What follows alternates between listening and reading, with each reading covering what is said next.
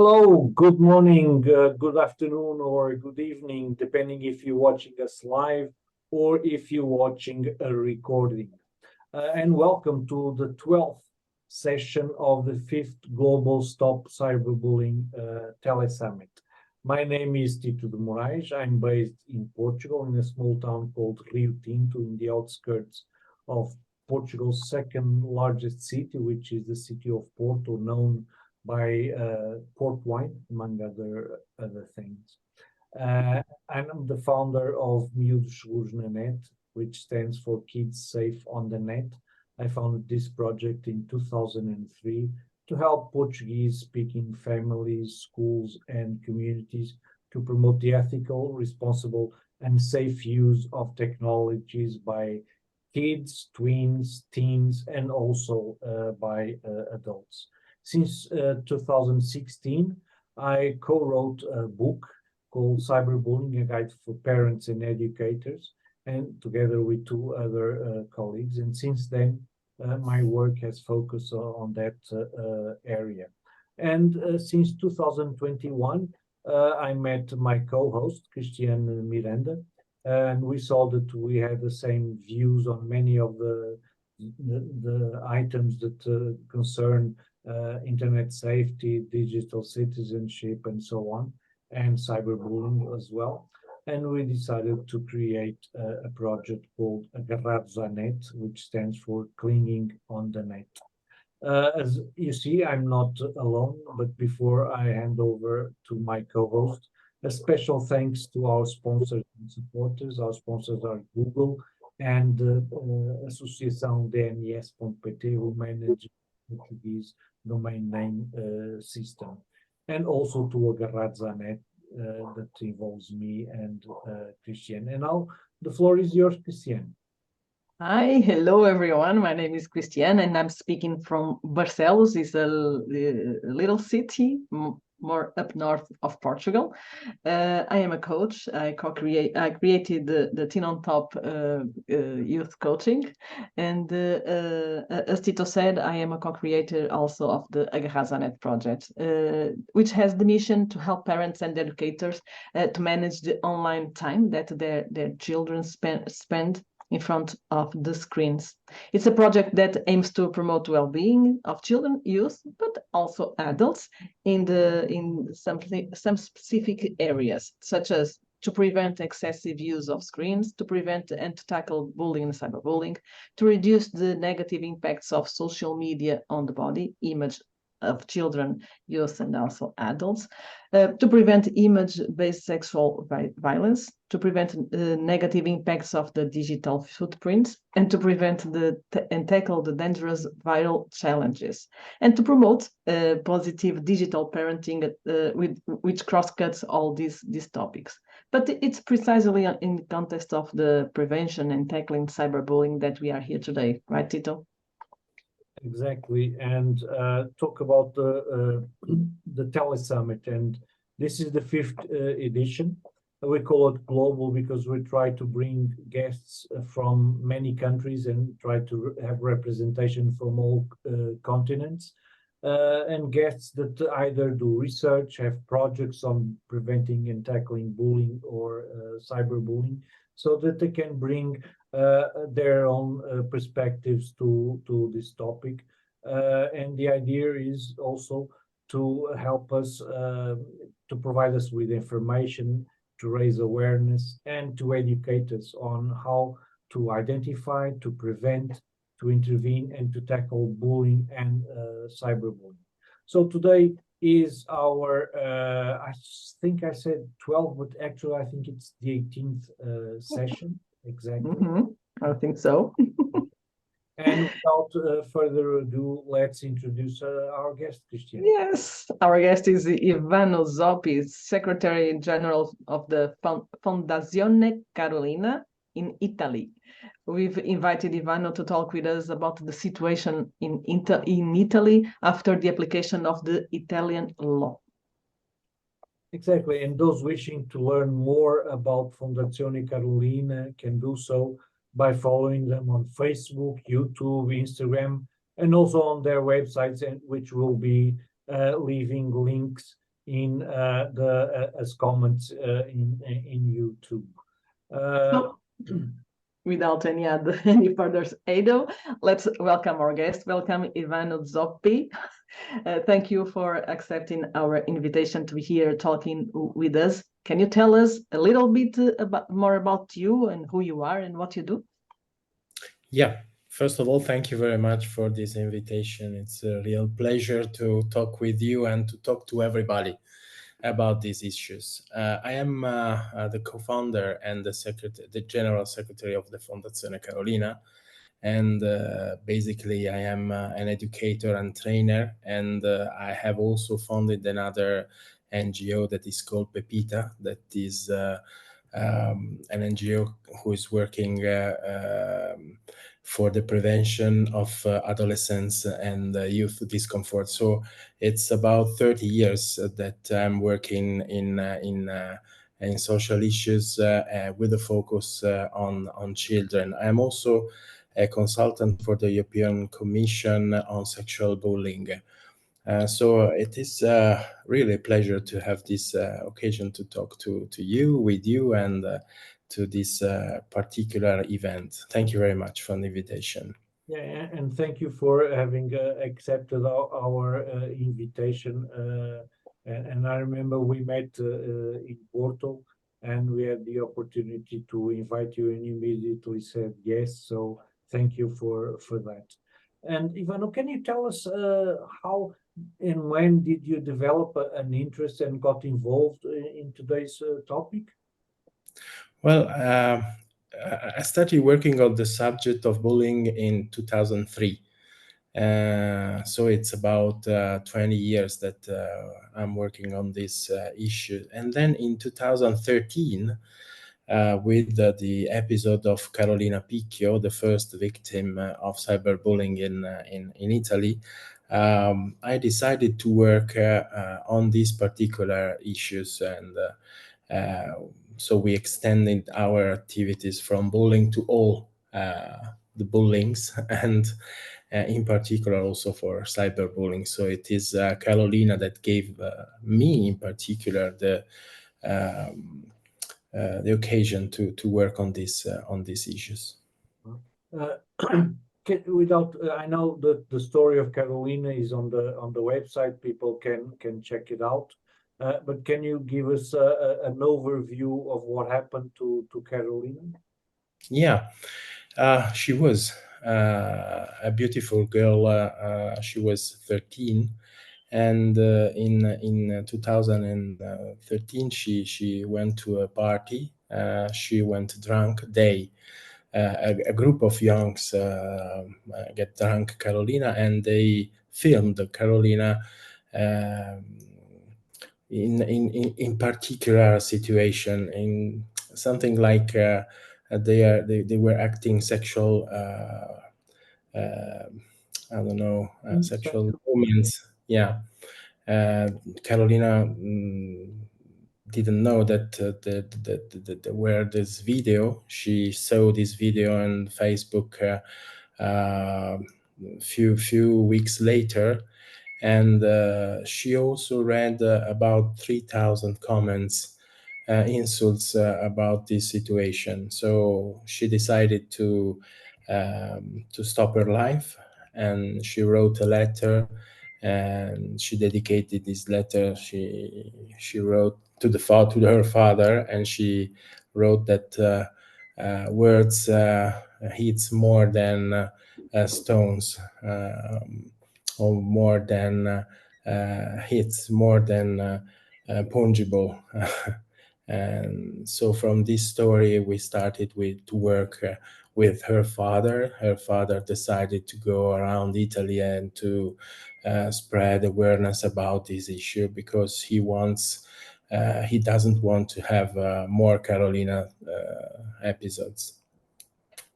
Thank you for sharing her story. Can you tell us what is the Italian law 71? Yeah, from the story of Carolina, the Parliament decided to approve a law in 2017, and this law was passed by the Italian Parliament in 2017 and came into force in 2018. It was the first law in Europe to prevent and combat the phenomenon of cyberbullying.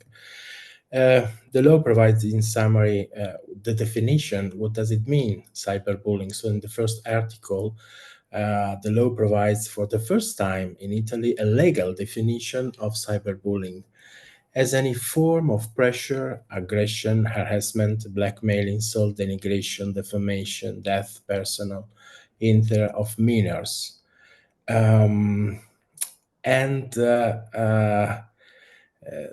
Also, there is a particular issue about this law because it is a law dedicated to the prevention and not to the punishment.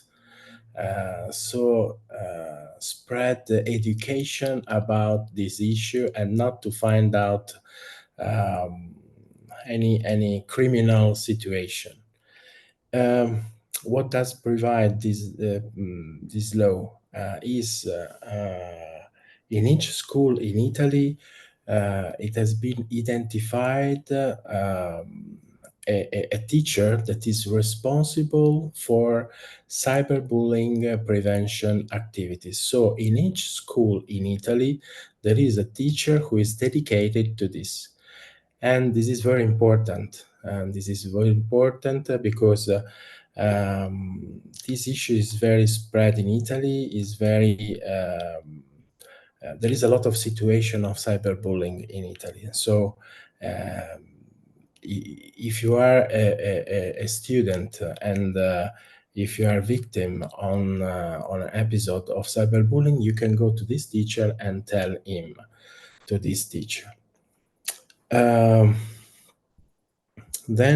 the law prevent also what can a child victim of cyberbullying can do.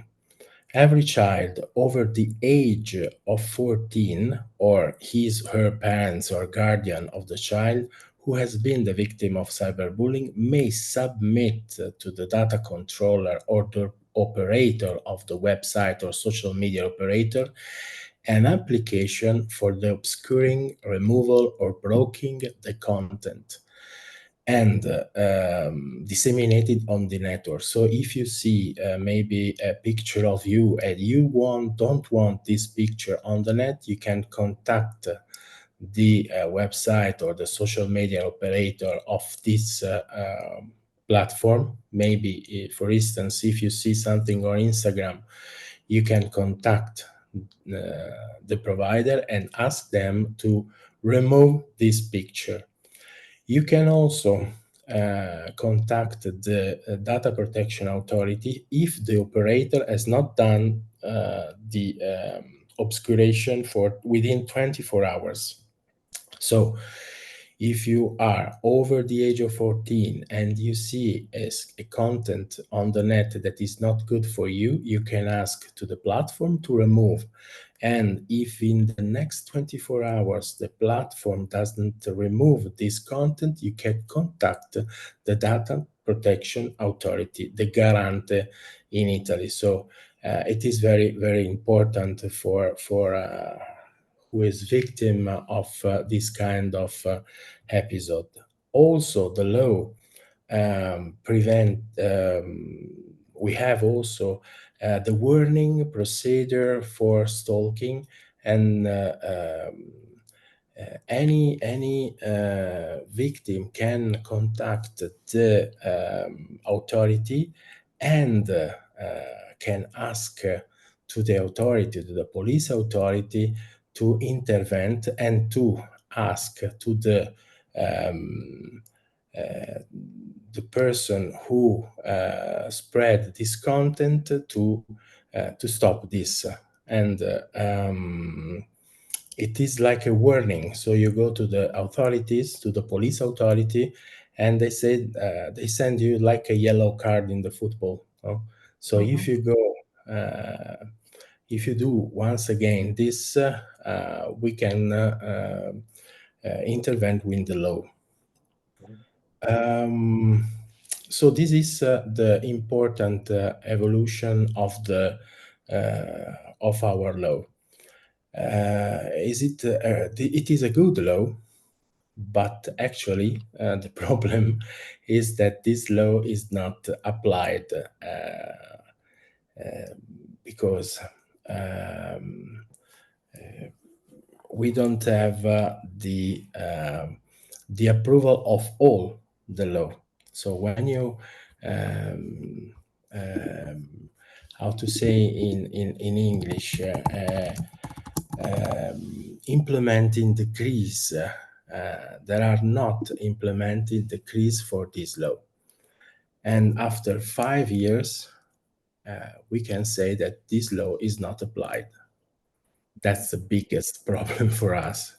And there is also in our parliament there are also about 6 or 7 law proposal to change the 71, the law 71, and to cancel the approach of this law. The first approach of these laws, as I said, it was an educational approach. Now they want in the parliament, they want to cancel this approach, and they want to put a new law with punishment, with more punishment for the person who is doing some bad things in the net.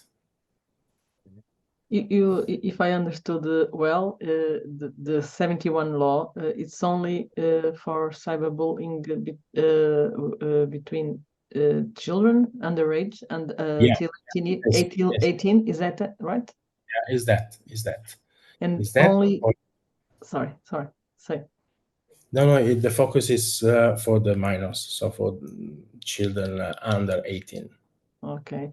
And those who are more than 14 years old are the one that can, how do you say, ask to remove the image and the.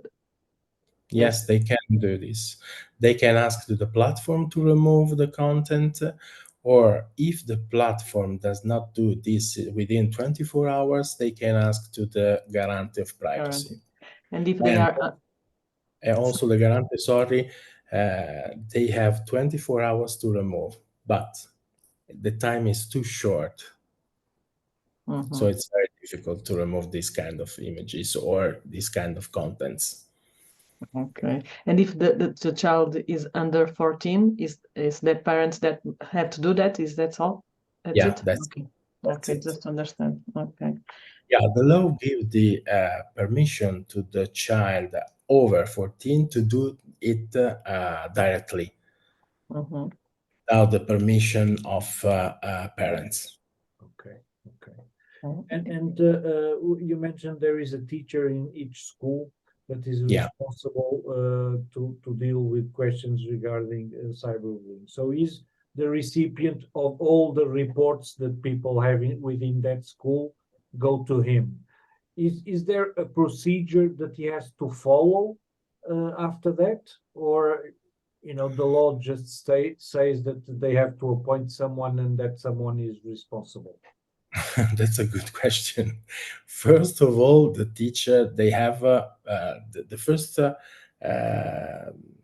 duty they have is to make a project of awareness project. That is the first one. Then, if they receive some issues concerning episodes, they have to interview. Of course, they are a public officer, so they are obliged to go to the public authorities. That's it. Even though the law has not been implemented, are there any schools that have that teacher, or there aren't in any school All a the teacher? schools, yeah, all the schools They in have. Italy have. Yeah. Okay. That's the best part of the law. Probably it is the part, the biggest part of the law that has been realized. So each school they have in Italy, each school they have referral of cyberbullying. And this teacher, he should be trained. So every year they should be trained about this issue, and also they are obliged to realize the project or intervention of awareness in the school. Okay. And do you know who provides that training and how long is that training? In Italy, there are a lot of possibilities to be trained. There are some big project as Generazioni Connesse, that is the public government project connected to the Safer Internet Center. So they have a lot of initiative, the training initiative. And then there are also a lot of NGOs that are working on the issues. Fondazione Carolina is one of these. And we do training to teachers, we do trainings to directors, we do trainings to all the staff in the schools. And there are a lot of initiative in Italy. The problem is that all these initiatives are not connected very well. That's the real problem. So maybe in one school, I don't know, in Milano, it is possible that there are 3 or 4 initiatives, and in the school near 200 meters, there are nothing. So that's the problem. Okay. Does Italy have a national diagnosis on bullying or cyberbullying in schools, or Well, there are a lot of researches concerning this issue. There is ISTAT, there is also Generazioni Connesse. There are also here, there are a lot of initiatives about how is the situation, the photography of the situation. Also Fondazione Carolina do this.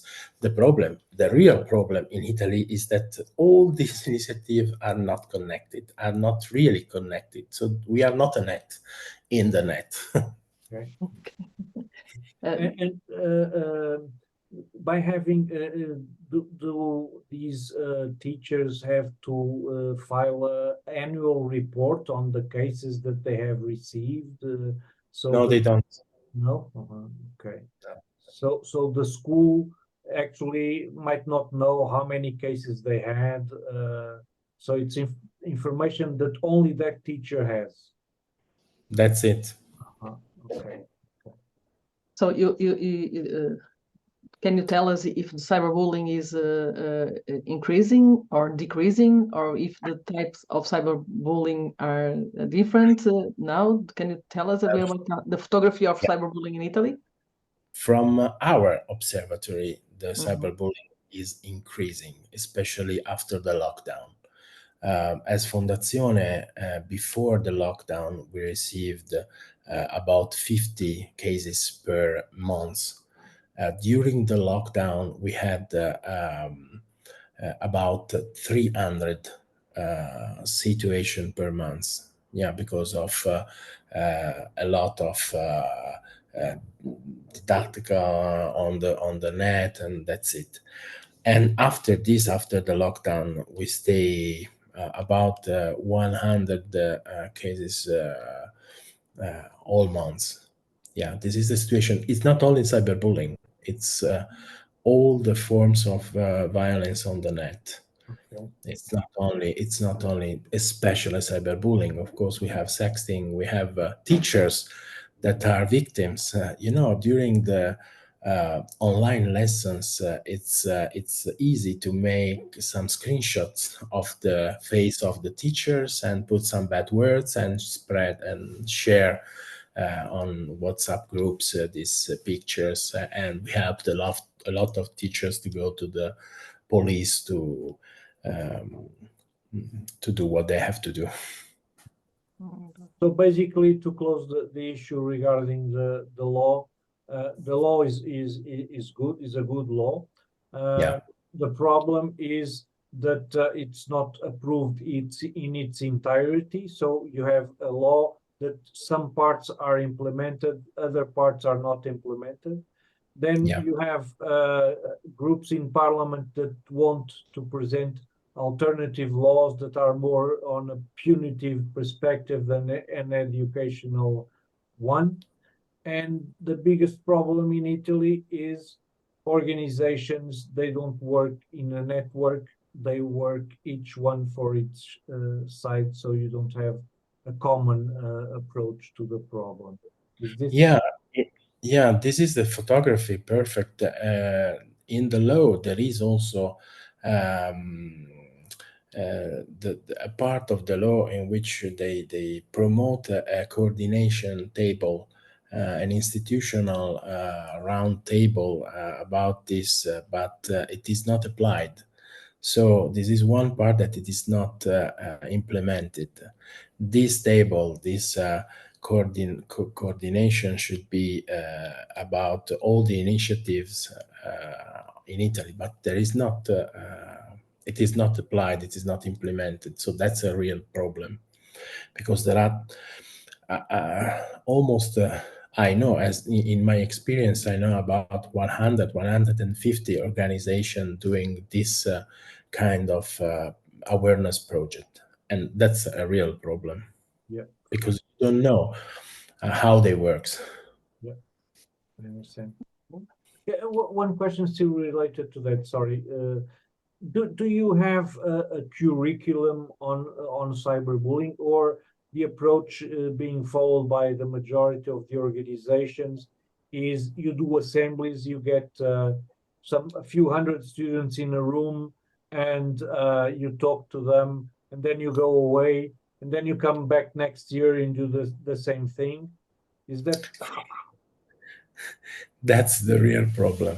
Um, there is no educational continuity on this issue. That's the real problem. So you do a spot project. Um, uh, maybe to save money, school. What do? They do with 500 or 5,000 students, and oh, you can talk just 1 hour or maybe 2 hours, and you should solve all the problems. It's not possible. Um, or there are a lot of intervention, as Fondazione Carolina do, minimum 6 hours in each class. Also, if you do 6 hours in each class, you are like a meteor. So you can say principles. You can put some words, but it is important during all the school year to talk about these issues. That's the Be problem. systematic. Yeah. Interesting. The situation in Portugal is also very, very similar. Do you have some subjects in which you address this? Do you have a citizenship subject, for instance, where you can? Yeah, there is another law in Italy that it is educazione civica, civic Yes, education. civic It's education. Right. Yeah, it's 33 years for all the school year. But you have to talk about climate, you have to talk about constitution, and you have to talk about, of course, digital citizenships. But 33 hours during 1 year, And it's nothing. It's really nothing. it's You like in should talk Portugal. every day about this issue. The same here. In Portugal, citizenship classes have a range of 16 topics. Uh, goes How many? from multiculturality, sexuality, peace,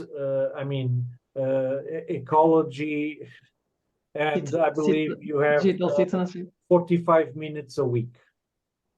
So It's nothing. It's nothing. absolutely. Nothing. Also because it's what you do every day that can generate an episode of cyberbullying. That's the point.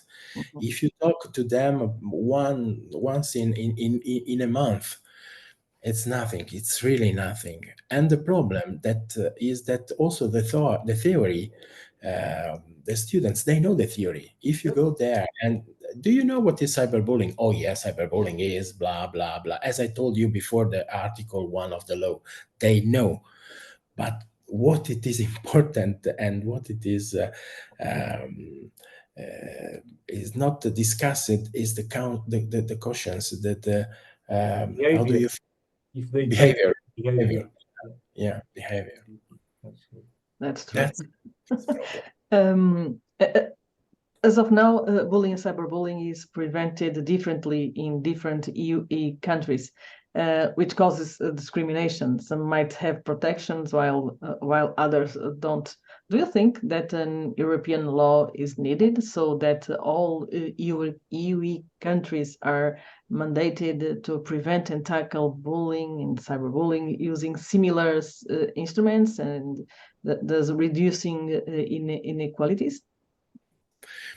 I think we need a shared culture about the tackling and the prevention of cyberbullying and violence on the net. Then you can use the instruments you want, you know, and but there is a problem that is cultural problem.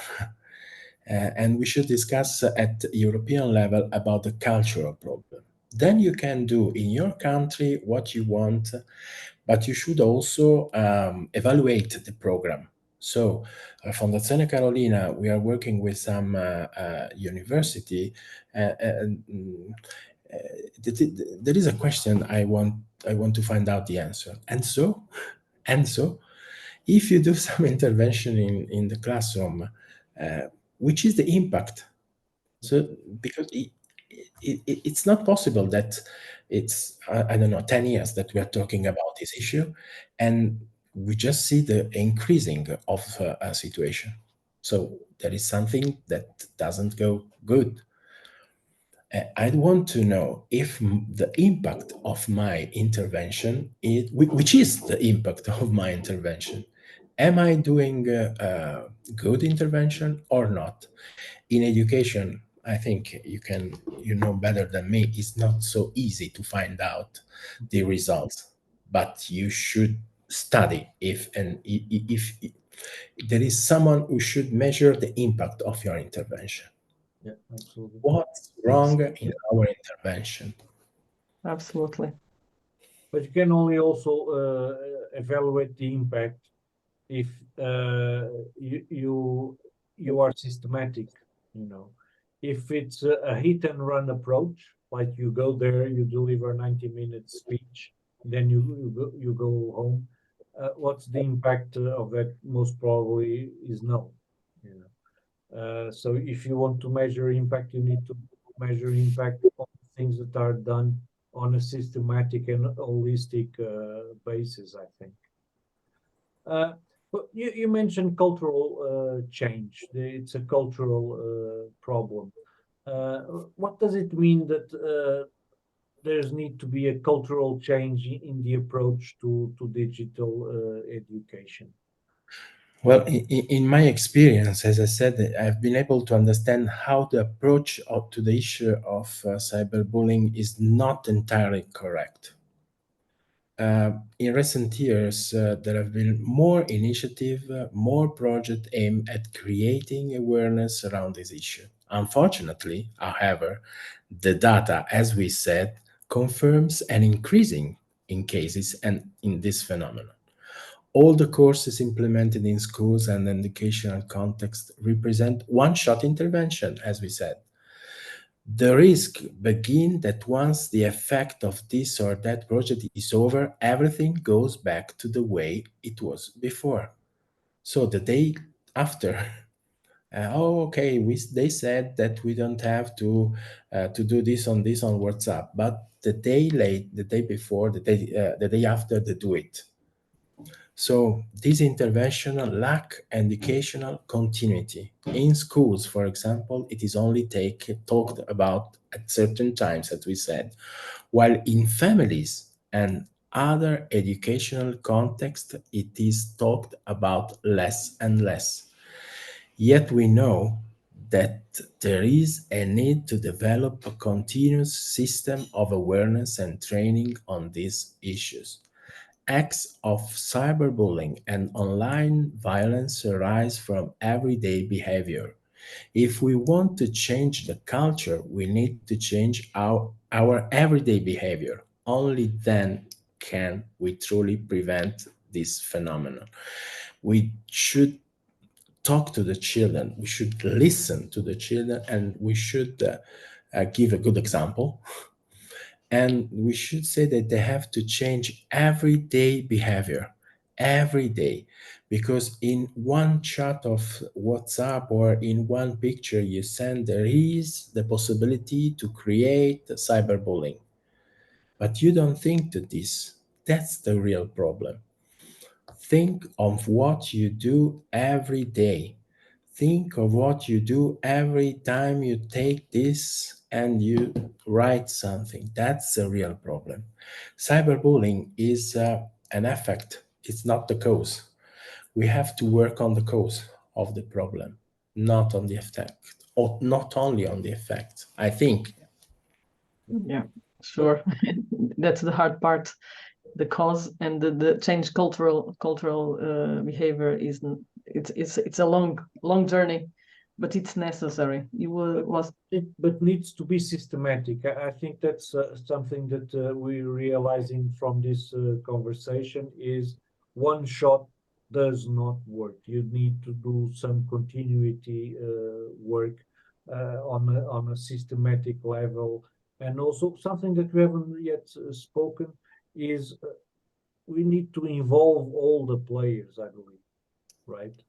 Do projects in Italy consider that involving not only the students but also the teachers, the parents, even the school staff that looks after the children in their during recreation times and stuff like that. They are very important in detecting this type of behaviors.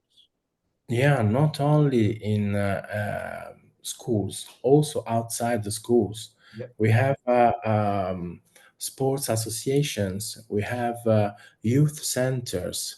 Mhm. In this organization, they have some adults with educational responsibilities. So if you think that educate a child on the digital well-being is your issue, you do it also on your field. So if you are in a sports association, you should talk about this. I worked with some football associations, sports association, and I saw incredible things. WhatsApp group with violence, with porno, with and they were children 7, 8, 9 years old. It's not possible. So you should talk also to them. So parents first. The most important are parents because at 7 years old they give this is to the children. Then um, schools, but not only the teachers, also the directors, also the psychologists, also the educators, also the staff, all the staff in the schools, and then outside the schools, because a lot of episode of cyberbullying it happens outside the schools. Interesting. do you have parents awareness sessions also? Yeah, yeah, Yes. but that's a good problem.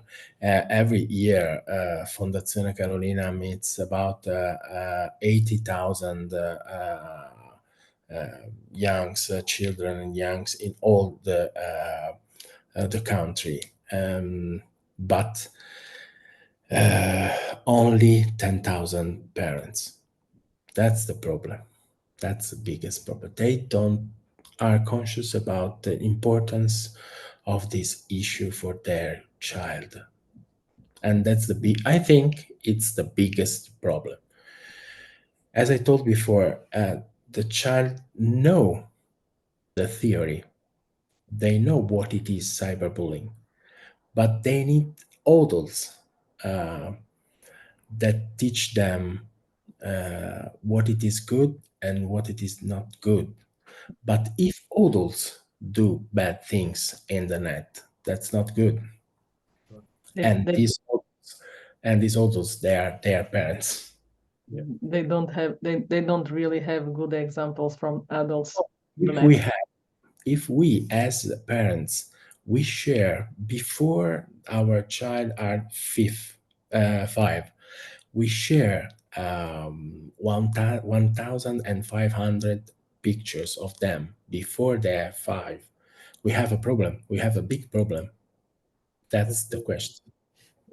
We have a really big problem. That we have the same problem here in Portugal.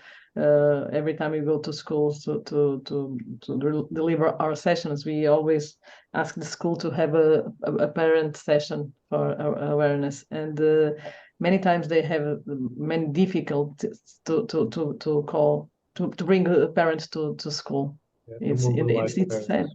Parent mobilization If you is give them, if you give them something to eat for free, That's what you tell them, but that doesn't work. Even that doesn't work all the time. But that's one of the things we usually tell them to do: give them food, something to eat, and put their children to do something, some singing, some theater, some presentation. Then parents may go more to school. But parents from the 7th grade, they tend to reduce drastically their presence in school, and it's sad. It's very sad because it's very important to be there all the time yeah. with their children. And when something happened to their son or daughter, they said, "I don't know what happened. It's not my son. The responsibility is not of my son. Why not?" Why not? Right. Why not? What are the significantly detected prerequisites for activating awareness and training paths on digital education? As I said before, is to understand the origin of the problem, which is not technological, but educational and cultural. If we do not understand this fundamental assumption, we risk making a lot of intervention, even wonderful ones, with a shining impact, but which will not affect the real problem, the root, those causes that generate episodes of cyberbullying and online violence. We should understand, really understand, that it's not technological problem. If you take this and you don't give to your son, he can go to another to his friend and he can use. Or if you put the parental control to your son, he can go to another friends and use the device without a parental control. See, really, it's not technological. We should understand this, that it's educational problem, and that education is the well-being issue. We should understand that also the technological, the online issue is a well-being issue of for all the children. Ivano, can you tell us a bit about the programs that you develop at Fondazione Carolina? Yeah, we have three pillars of our intervention. The first one is the research. The second one is the prevention, and the third one is the support. In the field of research, we need to, as the net is really faster, we need to know which are the latest trends, which are the most popular social, which are the challenges, and monitoring children's and adults' habits is what we do to have a really clear picture of what they are doing and how they live the net. And then it is Ivano, important. can you repeat the three pillars that you mentioned? Of course, the first one is the research. The Research. second one is the prevention, and the third one is the support. As activity for prevention, we have a lot of activities for training. Um, we believe in professional training in cyberbullying. Not all the people can talk and can discuss this issue with kids or with parents. You should be prepared. So we talk about the legal aspects, sociological aspects, psychological aspects, and psychological risks of cyberbullying, technical data, technical issue about cyberbullying. Um, this is really, really, really important, and it is also something that is written in the law 71. So it is really, really important to have a good training program and certified training program. Then, in the field of support, we have the Rete rescue team, that is the Carolina Foundation's Emergency Cyber Intervention Service, a timely action that takes the form of proximity intervention in support of minors victims of online violence in synergy with institutions and educating community.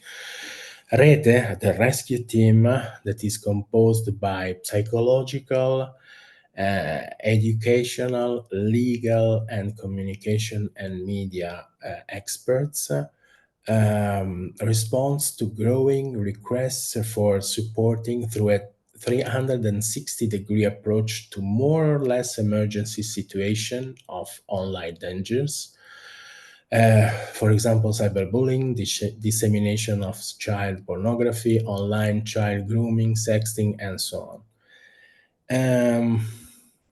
We had about 200 from the beginning, 2 years ago, of Rete Rescue Team.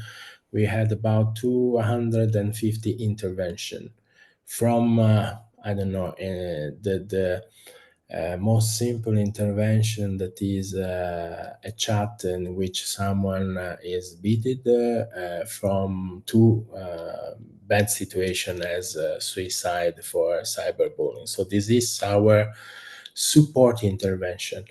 That is the answer to the question. And if something happen, who can I call? Who can I contact? So Rete Rescue Team is one of the answer to this situation. So schools can call Fondazione Carolina, and also other institution, also parents can call, and the intervention of Rete, of our experts, is for free. You mentioned research. Do you have your own research team, or you work with universities on that research?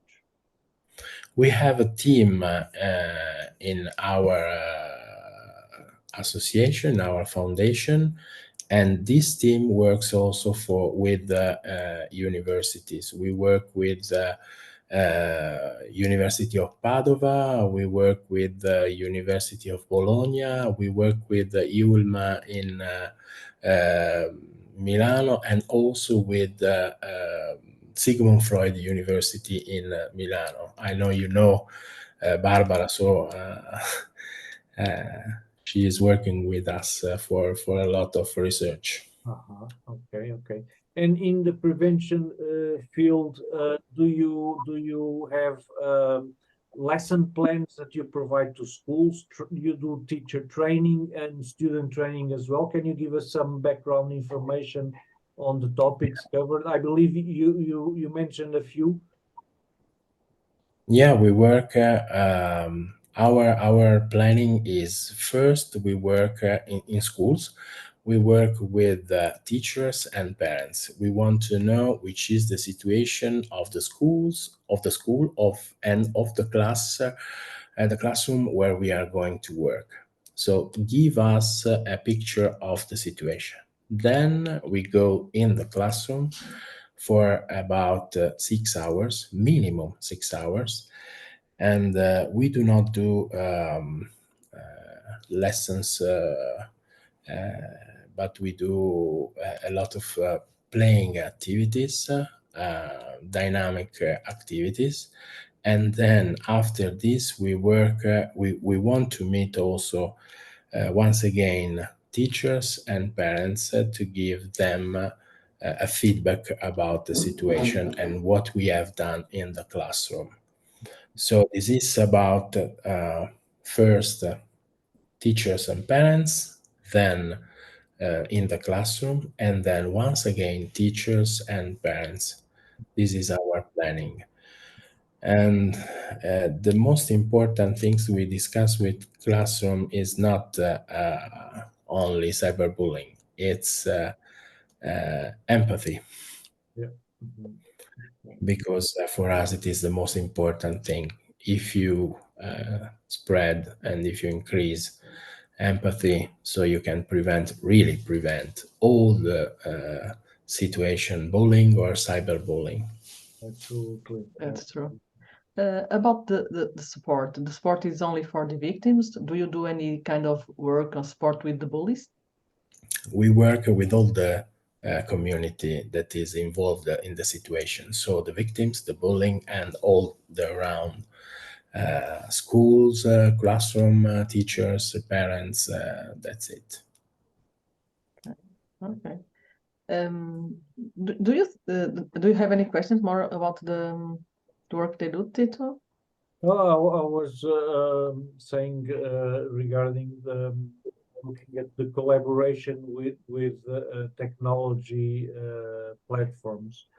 Uh, have you accomplished any protocols with technology platforms? Do you work with them?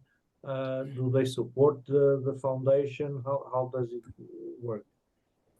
The support is too big as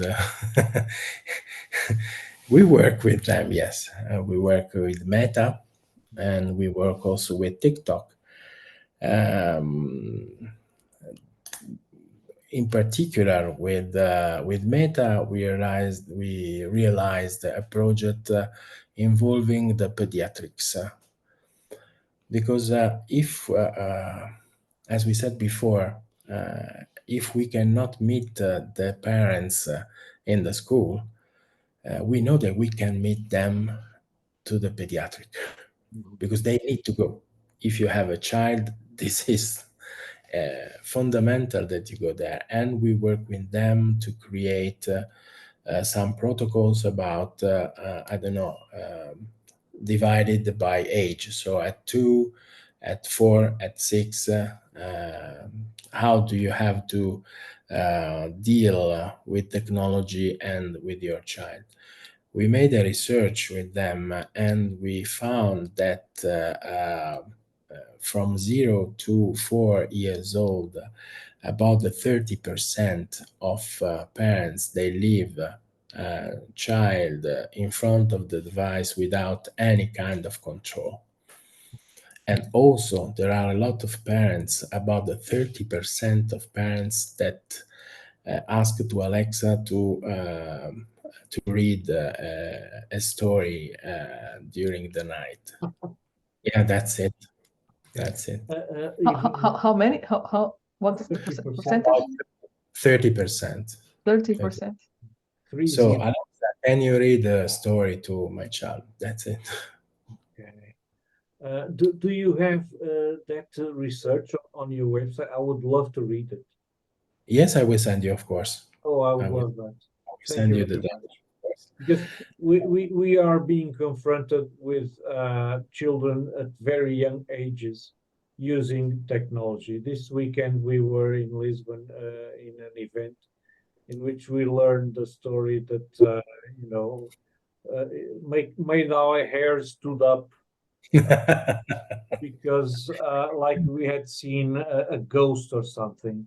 The case of the, uh, a kindergarten teacher that was getting calls from the parents of a child at 5 a.m. in the morning. And but they weren't the parents that were calling, it was the child that was playing with a mobile phone. That happened for a few days. And the teacher decided to talk with the parents and say, "Oh yes, in the evenings, in the during the night when he wakes up, we give him the cell phone." No, And he sleeps with the cell phone near him, yeah. because when he wake up, he pick up the phone and they don't bother the parents. But that one important thing to say, Tito, he's only 10 months old. 10 months old. He's not even a year old. But go on, Tito. But the most amazing thing is that the parents didn't give much significance. They just apologized, and a few days later, the parents called the kindergarten teacher saying that they have already solved the problem, and they bought a cell phone to the kid. 10 months So old. this sort of use on very, very early ages is parents don't realize. I mean, this is literally giving your child to be educated by a cell phone. So what you just said about the Alexa is also a major problem, because that connectivity should not be made by a machine, by a device. That emotional connection needs to be established with a human, by a parent or a mother or a grandmother or a relative that looks after the child, not a machine. So it's really worrying. Yeah, I agree. I agree with that. And as I said, the parents are the biggest problem. Biggest problem. That's why they don't go to school, because they don't want to hear that. That's it. Unfortunately, they could And become much better parents if they were awareness of these things. yeah, yeah. Do you think Italy is near to approve and implement the next cyberbullying law? How is I think, or I hope. okay? But are there any work being done in that way? That there is in particular one of law proposal that is in discussion in Parliament. Yeah, and I don't know. I don't like very much this proposal because it's an emotional proposal. So if you um, I don't think you have to do a law after an episode of cyberbullying. There is an emotional damage. Yes. Yes. You know, the 71 is also after an emotional damage, but it took about 5 years Yeah. to study the law. And now, after because the Carolina episode was in 2013 and the law was in 2017, so about 4 years of discussions, and it's the good time to discuss it. If you do a law in 1 year, I think it's short time. It's loaded with emotional. It's to decide when you are under an emotional stress, and that's not really a good decision, I believe. Yeah.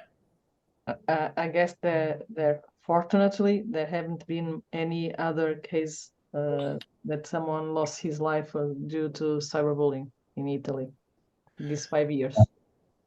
No, there are a lot of situations There are. of suicide.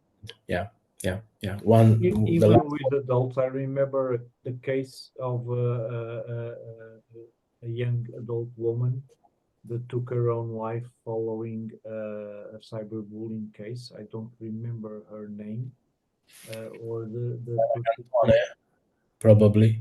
Probably, Tiziana Cantone, probably. yeah, Cantone, exactly. Yeah. That's the case. I was hoping that there weren't any other more cases of that. No, there are. 2 weeks ago, a 21 years old YouTuber or creator, I think, and during a live, he Oh. he he I read arrived. about that one. Yeah, that one. I forgot it was in Italy. Sorry. yeah, I read yeah, about that one. Bologna. Yeah. Okay. We need to do something Yeah, very absolutely. quickly. I mean, It's urgent. what we've been talking regarding cyberbullying is a digital well-being issue, and that's why we treated within our project, you know. And what do you mean by digital well-being? How do you see it? For us, it is the ability to create and maintain healthy relationships with the technology. Mhm. It means using technology to achieve our goals and not as a distraction or obstacle. If we can control the technology, we can use its full potential to benefit from it. I think it is important to understand that technology it's an instrument, a tools. It's not the end of our life. Actually, I think that we are it's the reverse situation. We are the instruments, the tools of the technology. That's not a good situation. And we have also to to create some occasion for children to go out from the website. They do. They should be more in real life. But that means open the window, go outside, and live the life, live the nature, live really. The technology is not the problem, it's the person behind it, the person who created and the person who use it. So we must really to educate better our youth and our children for them to build a better world for us. It's Absolutely. really a strange situation. As adults, we said to the child, we created the web, the net, to go inside because it's wonderful, it's wonderful, it's wonderful. And then now we are saying them, okay, go out because it's dangerous. It's too much. Uh-huh. It's too much. I see that we have the same view. We also don't think this is a technology problem. This is a people's problem. And that's why we need to get everyone involved. I mean, we need to have the children, we need to give them a voice because they know how they suffer it. They are the ones doing it also. And they also have the solutions. If we work with them on solutions, they'll provide their input and they will feel that they are part of the solution as well. So students, teachers, parents, it's a whole community. It needs to be a holistic situation, and I think that we share the same views on that. The audience for these sessions are mostly comprised of parents, teachers, and professionals that work with children. We are approaching the end of our session. Can you give us a tip for or recommendation or advice for each of these audience members? Yeah, I would like to get each listener uh, to ask himself a very simple question. What if it happened to me?